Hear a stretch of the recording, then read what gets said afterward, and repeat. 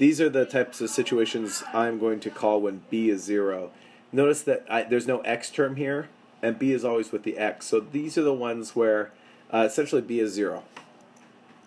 And you could run it through quadratic formula with b being 0. That would work. What I'm going to do, though, is a little bit quicker. I notice that I have just an x squared. Eventually I'll be able to just square root to undo that x squared. So I'm going to get that all alone first thing. So subtract 75 from both sides. And that leaves me with 3x squared equals negative 75. Divide by 3. And that's a 1. X squared equals negative 75 divided by 3 is negative 25.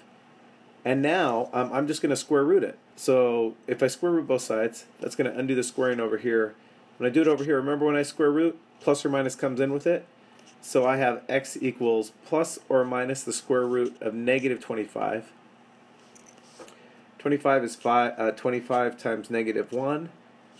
So this is going to be plus or minus the square root of 25 is 5. Square root of negative 1 is I. There's my two answers.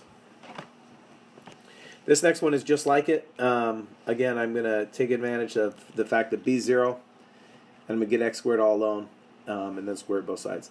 What I could do, again, I could run this through quadratic formula with b being 0. That would work. It's just a lot more work. So I'm going to subtract 400 from both sides.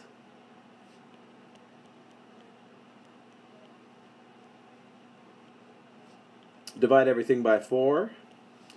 And if I do that, I get x squared equals negative 100. So then now what I can do is square root both sides to do away with that x squared. Plus or minus comes with it. Do remember that. That always happens. When you bring in a square root, plus or minus comes in. Because this thing could be positive or negative, and when you square them, you get the same answer. So this side is an x. This side is plus or minus the square root of negative 100. This is 100 times negative 1. So plus or minus square root of 100 is 10. Square root of negative 1 is I. There's my answers.